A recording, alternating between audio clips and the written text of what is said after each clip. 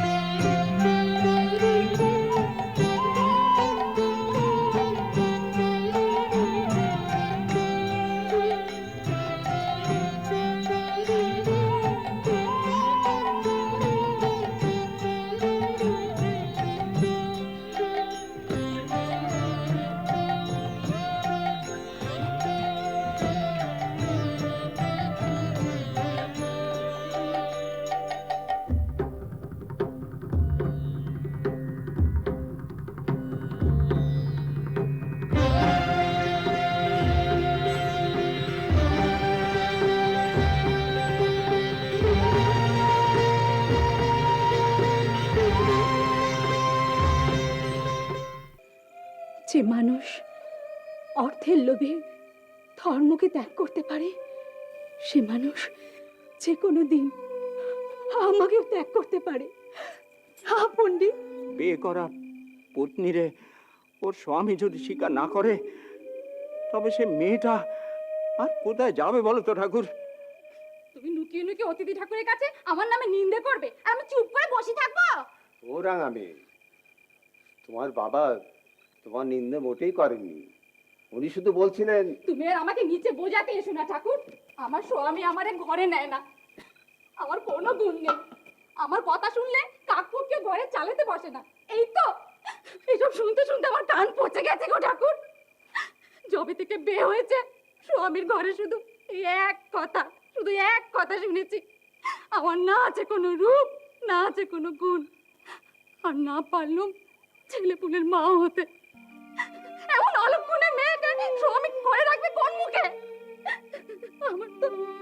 আমার তো দড়ি কলসি বেঁধে ডুবে মরা উচিত গো, ডুবে মরা উচিত। ও মেয়ে, তুমি মিছিমিছি কাঁদছো। তোমার বাবা তোমার সুখ্যাত করছিলেন, তোমার প্রশংসা করছিলেন, বলছিলেন আমার মেয়ে কত ভালো, সকলের কিরকম সেবা যত্ন করতে পারে, ভালো ভালো রান্না বান্না করতে পারে। এই সব তোর সবটাতেই শুধু ফ্যাঁচ ফ্যাঁচ করি কান্না। যা ভেতরে যা। ঠাকুর কতক্ষণ ধরে ঠায় বসে আছে সেটা খেয়াল আছে? ঠাকুর, তুমি স্নান করবে তো? হ্যাঁ, আগে আমার রাঙা মেয়ের মুখে হাসি দেখতে চাই। তোমার বাবার সঙ্গে আমার একেবারে অন্য কথা হচ্ছিল। কথা হচ্ছিল গৌর অধিকারী সুবুদ্ধি রায়কে নিয়ে।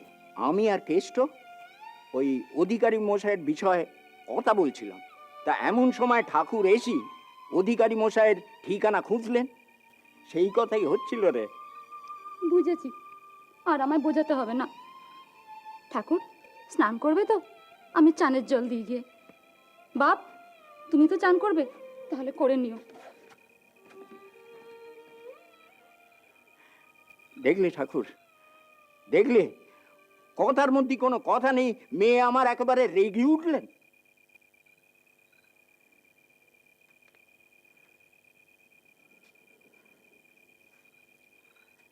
পাবন হয় ফিরু, একটা কথা তোমায় বলি, গুরুজনদের উপদেশ বলে মনে করবে।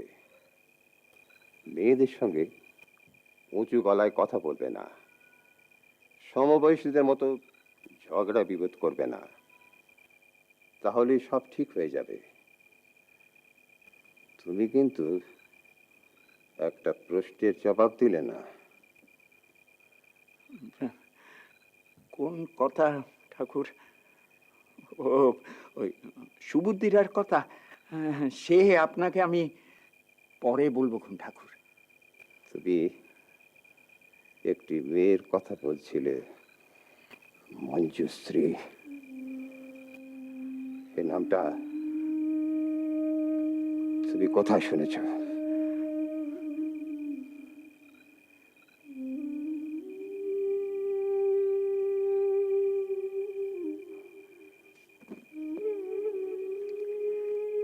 সে অনেক বড় গপ্প গো ঠাকুর।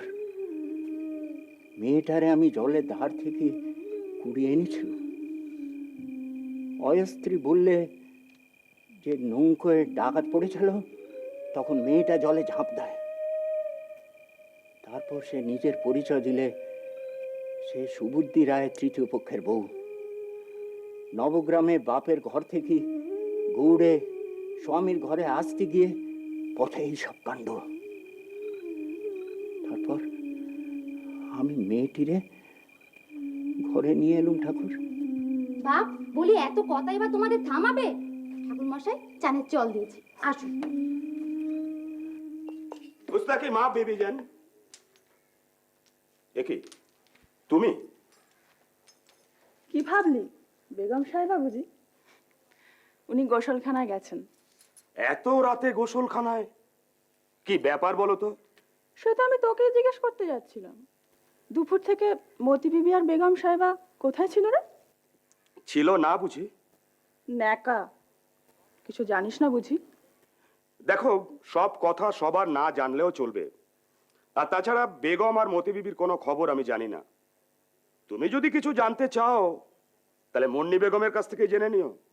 দেখবো কত সাহস। কার সাহসের কথা হচ্ছে রে?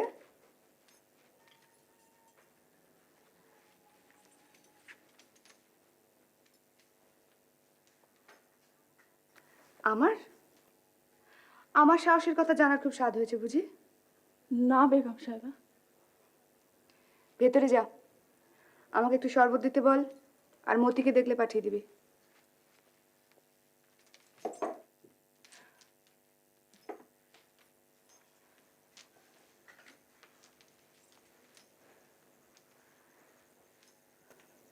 এতে হাজার চেষ্টা করেও তুই সব কথা গোপনে রাখতে পারবি না। আমরা যে গোপনে বেগম মহলের বাইরে গিয়েছিলাম, এ কথা আজ বাদে কাল 5 কান হবেই। অন্তত কিছু কিছু লোক তা জানতে পারবে। তাই আমি কয়েকটা ব্যাপারে একটু সাবধান হতে চাই। হুকুম করুন বেগম সাহেবা। আমি কি উদ্দেশ্যে গুপ্তচর নিয়োগ করেছি তা যেন কোনোভাবেই কোনোদিন প্রকাশ না পায়। সে আর বলতে বেগম সাহেব। আমাকে বলতে দে। যদি কথার ছলেও কখনো এই প্রসঙ্গ ওঠে, বলবি সুলতানের নির্দেশে আমি গুপ্তচর নিয়োগ করেছি।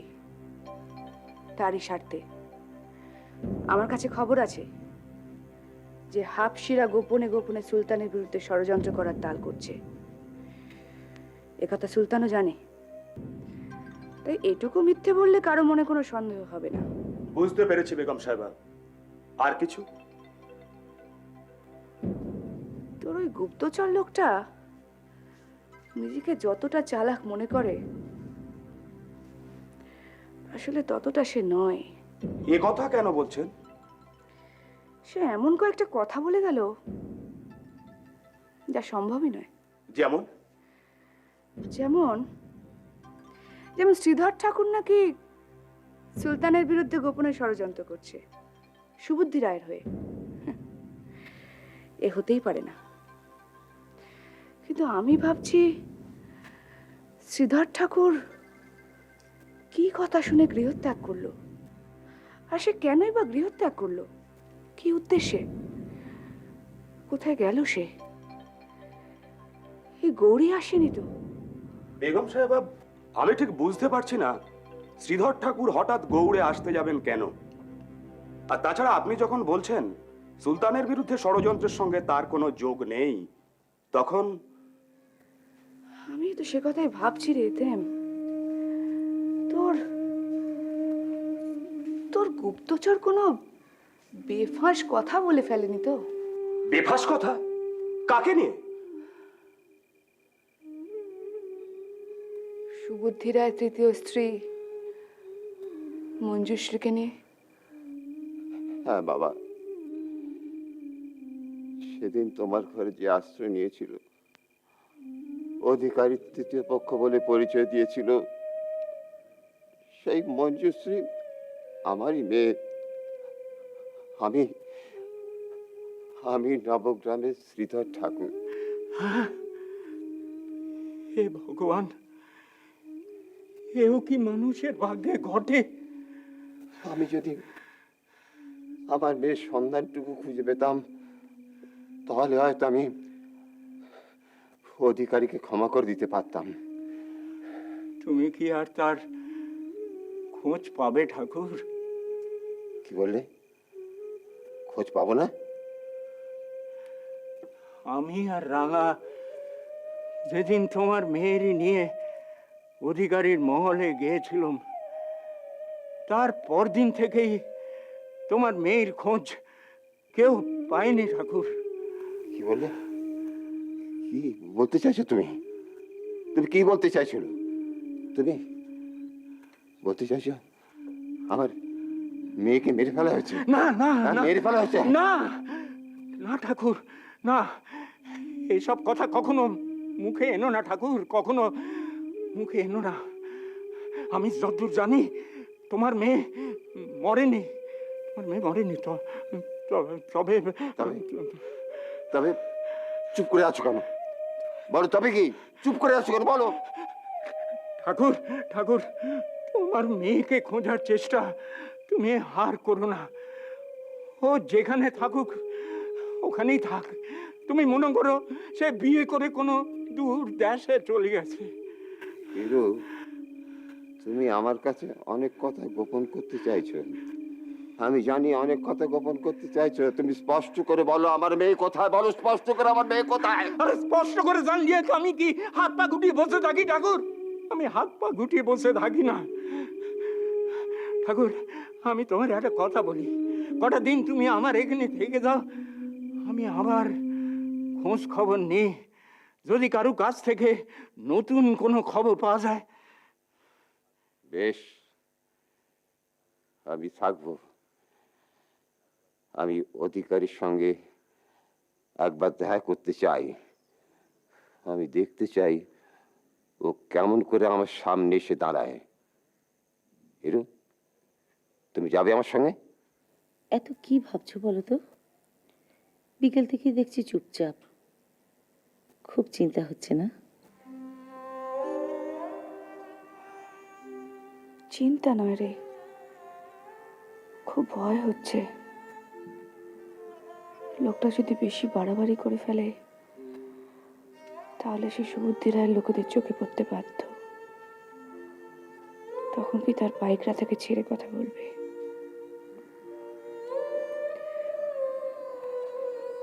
দেখো বেগম, আমি এতদিন ধরে তোমার কাছাকাছি আছি, এতদিন তোমাকে কোনো কথাই বলিনি। তুমি কিন্তু ভীষণ বাড়াবাড়ি করছো। এতটা সাহস ভালো নয়। জানাজানি হয়ে গেলে শেষে যদি কোনো বিপদে পড়ো। কিসের বিপদ রে? আমি মরতে ভয় পাই? সুলতানের কানে কথাটা গেলে আমার গর্দান যাবে, এই তো। না গো না, আমি সে কথা বলছি না। আমি বলতে চাইছি, তুমি যে তোমার বাপের খোঁজ নেবার চেষ্টা করছো, সে কথা জানাজানি হয়ে গেলে তোমার বাপেরই বিপদ হবে বেশি। কি যে করি আমি? কি করে যে লোকটার খোঁজ পাই? মনটা শক্ত করো বেগম। এই জীবনে কোথাও না কোথাও দুঃখের শেষ আছেই। তোমার জীবন আর তোমার বাপের জীবন দুদিক থেকে আলাদা হয়ে গেছে। হয়তো আবার একদিন কোথাও দেখা হবে, অথবা হবে না। এই নিয়ে মিছিমিছি দুঃখ পেয়ে তো কোনো লাভ নেই। এই বেগম মহলে অন্য বেগমদের থেকে তুমি একদম আলাদা। আমি এতদিন ধরে তোমার কাছাকাছি আছি সেই অধিকারের জোরেই বলছি, পুরনো সব কথা ভুলে যাও, নইলে কিছুতেই শান্তি পাবে না।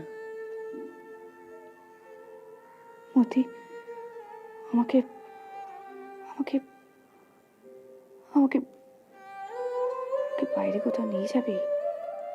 কোথায় যাবে বলো? জানি না। যেখানে খোলা ছাদ আছে, খোলা আকাশ আছে, গাছের ছায়া আছে। বেশ, তাই চলো। আমি খাঁ সাহেবকে বলে দেবো আমাদের সঙ্গে যেতে। তুমি আবার গান শিখবে। কিন্তু যাবোটা কোথায়? সেবার তুমি আমার উপর ছেড়ে দাও। শুনি না। গঙ্গার ধার দিয়ে দক্ষিণ দিকে গেলে সুলতানের একটা মহল আছে। বাঁদিরা তার নাম দিয়েছে হাওয়া মহল। কেউ কেউ থাকে না সেখানে? না, একটা মালি আর পাইক থাকে, খবরদারি করে। যে কেউ শিকার করতে বা মুজরো করতে যায় ওখানে এক রাত থেকে আসে। আমাদের মরহুম সুলতান ফিরোজ শাহ বেঁচে থাকতে উনি ওখানে প্রায় যাওয়া আসা করতেন। অনেক রাত অব্দি নাচ গান খানা পিনা চলতো। সেসব কবেকার কথা। যাকে, তুমি যাবে হাওয়া মহলে? কিন্তু সুলতান যে এখনো ফেরেনি, তার ফেরানো পর্যন্ত। তুমি ভাবছো কেন? বড়ি বেগমের অনুমতি নিলেই তো চলবে। বাড়ি বেগম আমাকে হাওয়া মহলে যাবার অনুমতি দেবেন? শোনো কথা, বড়ি বেগম অনুমতি দেবেন নাই বা কেন? কেউ যদি বেগম মহলের আরাম ছেড়ে সঙ্গ লেগিয়ে থাকতে চায়, বড়ি বেগম তাতে বাধা দেবেন কেন? বেগমরা তো আর ছাগল ছানা নয় যে বাঘ আসবে আর ধরে নিয়ে যাবে।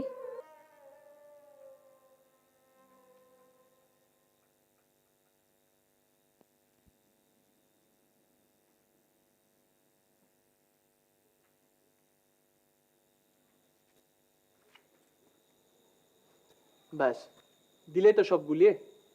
তোমাকে নিয়ে আর পারা যায় না। পরে তো আমি কে? শান্তিপুরে এরম বিশ্রী কড়া পড়া হাত তো দুইখানি আছে। ছাড়ো না বিন্দু দিদি। কি? আমার হাত বিশ্রী? আমার হাত কড়া পড়া? তাজ পাড়া বেরুনি যে একা, তোমার ওই শান্ত দিদিটি কই? তিনি কাত হয়েছেন। তুমি কাল চলে আসার পর সারা রাত তার ভীষণ জ্বর, মাথা জলপটি চলেছে সারা রাত, সকালেও ছাড়েনি। সে কি, ডাকুনি কেন? এখানে বৈদ্য আছে নিশ্চয়ই। তা তো আছে, কিন্তু কে ডাকবে ভাই? তাই তো এলাম। ঈশান দাদা যদি একবার। হ্যাঁ নিশ্চয়ই। ঈশান দাদা, ঈশান দাদা। আসতেছি গো নিমাই দাদা, আসতেছি। তুমি নিশ্চিন্তে বাড়ি যাও, আমি এখনই আসছি। নিমাই, আমি শুধু দিদির কথা বলার জন্যই এখানে আসিনি। কি বলবে বলো। ও মা, বিন্দু দিদি যে গো, চুপি সারে কখন এ পড়েছে জানতেই পারিনি। ঈশান দাদা, সুধা দিদি খুব অসুস্থ, তার বেশ জ্বর হয়েছে। এখানে বৈদ্য কোথায় আছে জেনে নিয়ে তুমি একবার। ও তোমারে ভাবতে হবে নি, মকর বৈদ্য তো বিন্দু দিদি, ও তার ঘর পর্যন্ত সব আমি চিনি। ওই গেল হাটবারে, সে তো গায়ে পড়ে আমার সঙ্গে আলাপ করলো গো। হঠাৎ তারা তো কৌতূহল। তবে আর বলছি কি গো, গৌড়ের অধিকারী আমাদের কেউ হয় কিনা শুধোচ্ছিল। আর তোমার এমন চেহারা দেখে না, তোমারে উত্তরের কোনো ব্রাহ্মণ রাজার ছেলে মনে করিছে। তা ফেরার পথে না তার ঘর পর্যন্ত তো আমারে চিনোয়ে দিল। তাহলে আর দেরি করো না ঈশান দাদা, এক্ষুনি তুমি বেরিয়ে পড়ো। এসে সোজা ও বাড়িতে চলে যাবে। আমি আর নিমাই ও বাড়িতেই থাকবো। ঠিক আছে, তোমারে কিচ্ছু ভাবতে হবে না বিন্দু দিদি। আসি গো নিমাই দাদা, আসি।